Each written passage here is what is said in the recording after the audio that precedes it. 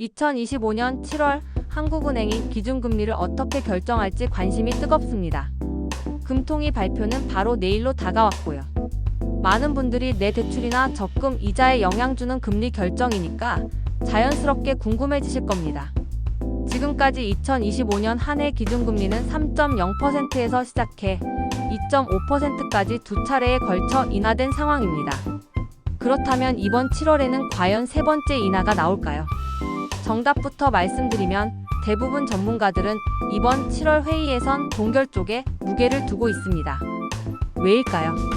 한국은행이 판단하는 기준은 단순히 물가나 경기뿐 아니라 미국 정책, 환율, 부동산 등 복합적인 요인을 고려하죠. 현재 글로벌 상황도 마냥 우호적인 건 아닙니다. 미국이 자국 산업 보호를 위해 고율의 관세를 다시 꺼내들고 있고 트럼프 대통령의 재집권으로 인한 정책 불확실성이 다시 커지고 있죠.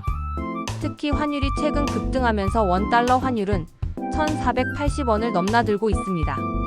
이런 환율 불안 상황에서 금리까지 더 내리면 외국인 자금이 빠져나가면서 금융시장이 흔들릴 수 있다는 우려가 나옵니다.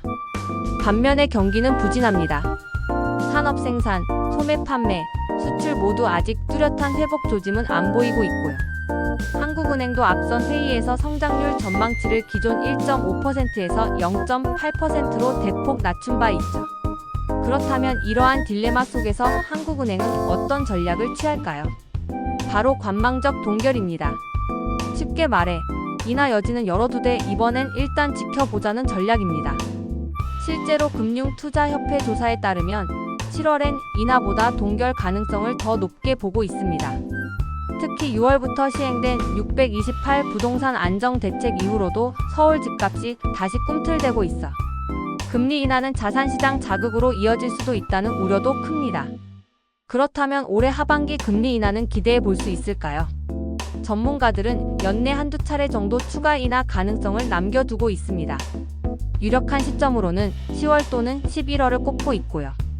미국이 먼저 금리를 인하해서 금리차 부담을 줄여준다거나 환율이 다소 안정줄 경우엔 한국도 본격적인 인하 사이클에 진입할 수 있습니다. 8월 가능성도 소수 의견으로 존재하지만 시장 전반의 분위기는 연말 쪽에 무게를 두고 있어요. 특히 지금처럼 경제회복 속도가 생각보다 더디고 소비 지표가 개선되지 않는다면 한국은행 입장에서도 선택지는 인하밖에 없어지게 될 겁니다. 또 하나 주목할 점은 올해 말 기준금리가 대략 2.0%까지 낮아질 수 있다는 시나리오입니다. 물론 이건 미국 금리, 환율 안정, 부동산 흐름 등이 다 맞아떨어져야 가능한 전제입니다. 주식시장 입장에서는 이 같은 금리 인하 기대감이 긍정적인 유동성 신호로 작용하고 있습니다. 실제로 바이오, 소재 부품주는 벌써부터 반응하는 모습 보이고 있고요. 하지만 문제는 실물 경제가 아직 살아나지 않았다는 점입니다. 유동성이 늘어난다고 해도 진짜 성장 기업이 아니라면 결국 추세는 반납됩니다. 결국 이번 7월 회의에선 동결이라는 신호를 주되 추가 인하 가능성을 열어두는 신중한 확장 노선을 이어갈 것으로 보입니다. 중요한 건 이 기조가 과연 8월, 10월, 11월 중 언제 행동으로 옮겨질지 여부입니다. 마지막 정리해드릴게요. 7월 10일 한국은행 기준금리는 동결 가능성이 높습니다. 이유는 환율 불안, 집값 불안, 미국 금리 눈치 등 복합 요인 때문입니다. 다만 물가 안정, 경기 부진이 이어지면 하반기 인하는 기정사실로 여겨지는 분위기고요. 시장은 10월이나 11월을 유력하게 보고 있습니다.